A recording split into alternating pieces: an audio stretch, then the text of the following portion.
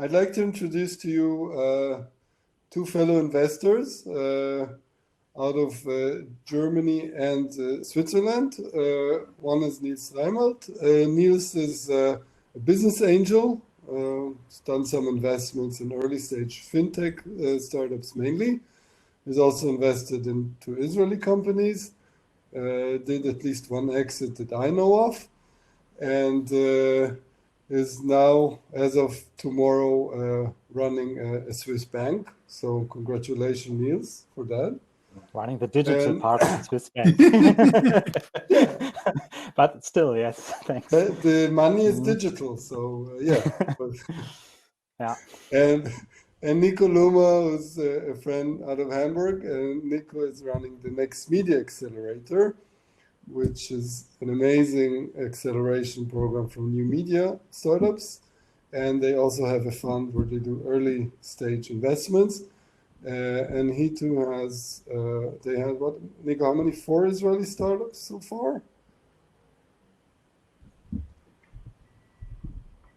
Nico? Yeah, sorry, there was some lag. I didn't know whether that was me or you. So I didn't get the last question. 4 Israeli startups so far? Three. Yeah. Okay. But we would love to do more. Okay, so all of you on stage, I hope you're back with us. So give a sign, say hello if you have a question throughout. Now's the time to start typing. And Nico, so what's your advice? Israeli startup wants to raise money out of Germany or Europe for that. Can they do it with just a pitch deck? Will this fly? Well, first of all, good luck. Secondly, take your time.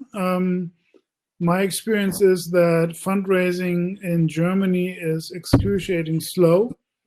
And in Germany, venture capital is seen as risk capital, and Germans are risk averse.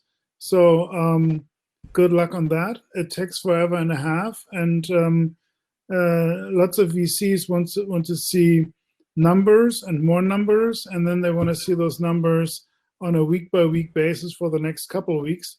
So this really takes away management attention. And as I said before, it's a very slow process. But there are lots of VCs around. There are lots of good VCs around. They just have a different pace and also different mindset compared to what you know from Israel or from the States. So what is your advice? What should I do as an Israeli entrepreneur seeking European funding? Come prepared, have a good definition of the KPIs, have obviously good numbers to those KPIs, and be prepared to have like a dashboard where the VC can just log in and see for himself what's going on, be very transparent about the current situation, the future situation of the company, and allow at least 4 to 6 months for that process, depending on the stage. Okay. Niels, what's your take on the Swiss side? What are you seeing? I would say start even earlier, right? So you have to look which investors you would pick. So not sending an email to 300 VCs or angels. I would really try to look for who's the fit for my industry, for my product, who has a good network. It's a both way road.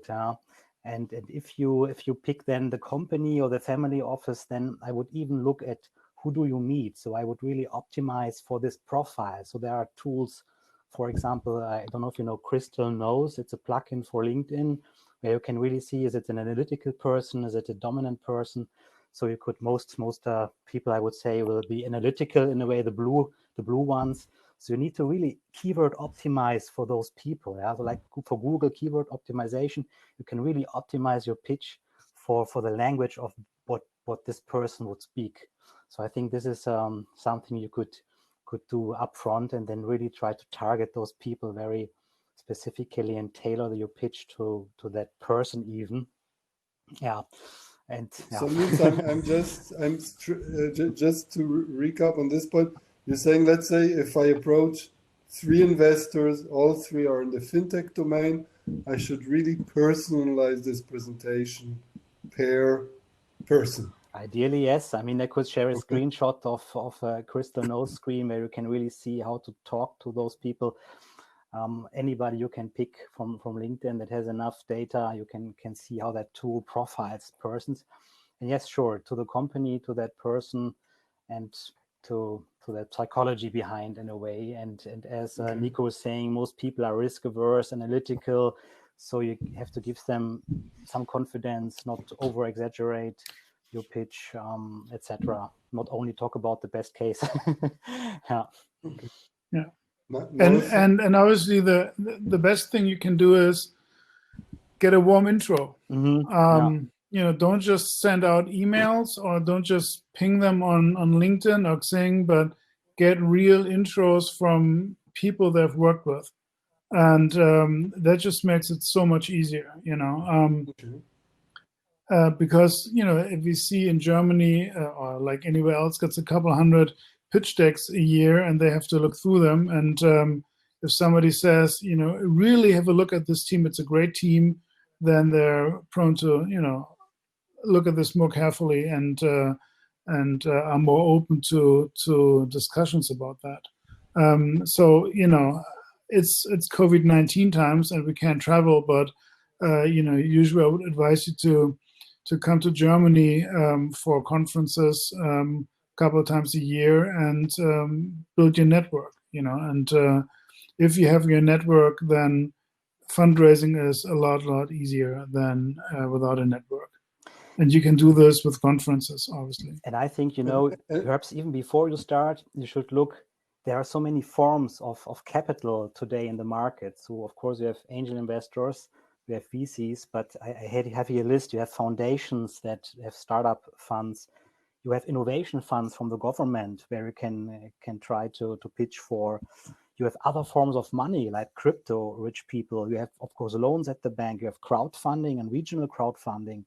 You have assets as well, companies that share software license or room for shares, media, for equity.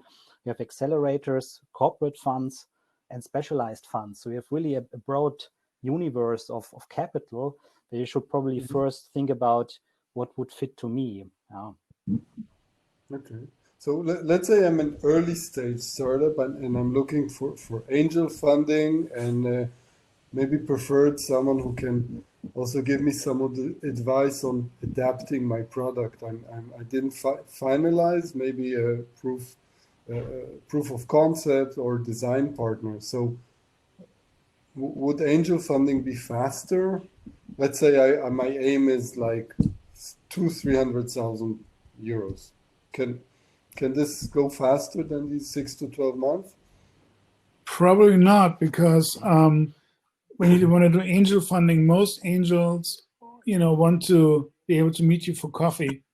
And so if, you know, if you wanted to like move to Hamburg and get angel funding here, yeah, that would be an option. But if you want to stay in Israel and get angel funding from Germany, that's going to be a tough call. I mean, you have to be like, you know, super in what you do and, you know, outstanding and, you know, have built a name for yourself, and then this could be possible. But without a reputation, I doubt that. You know, just because most, I mean, that obviously that is very specific to each angel, but most angels prefer to have their investments nearby. Got you. So you'd say probably if I'm not there physically, this will not fly. At least not at the moment. So okay. So given COVID and given that the industry is moving forward, wait. Let's hold. Nils, would you like to answer Tal on his question? The digital assets question, right? The question is whether Germany is a good location for fundraising in the digital asset space. And digital assets is here, we meant tokenized assets. I would say probably not a bad start. Probably better here, Switzerland, where we have the crypto valley and specialized VCs that look into those pitches of all around tokenized assets. It's a very big topic here at banks as well in Switzerland. So probably a good way to start here.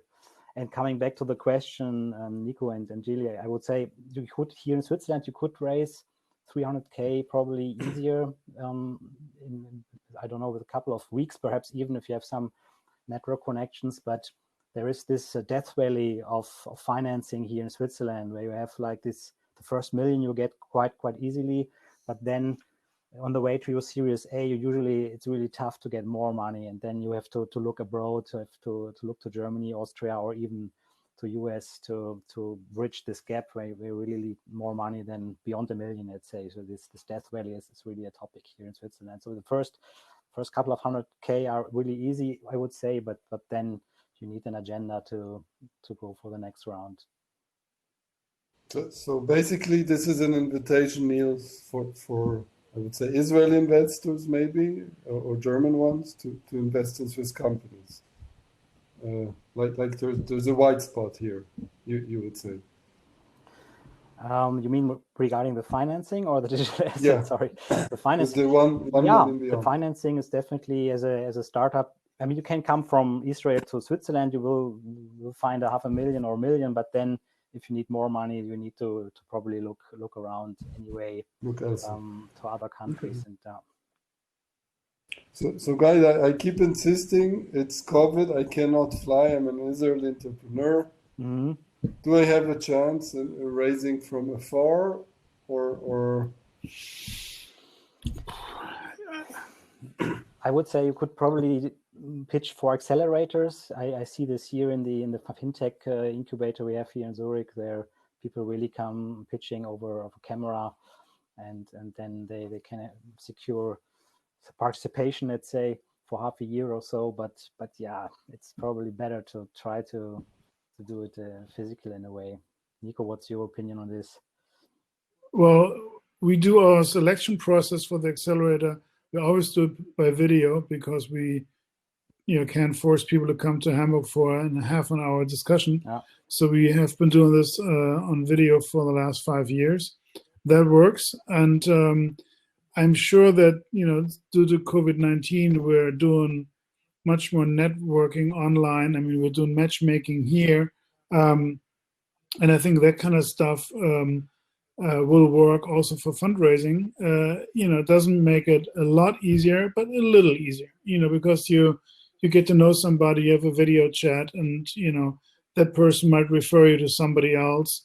I mean, there's, other platforms that you can try, like Lunch Club and all those, where you can connect to people and, try to broaden and strengthen your network at the same time. But I think when you're an entrepreneur, that's something that you have to do on a daily basis, is work on your network, because, you never know what's going to happen, whether you need cash or whether you need a couple of business deals. You always have to have a strong network that you can rely upon. And now during COVID-19, this is what I've been doing. I mean, I have relied excessively on my network that I established the last 10 years.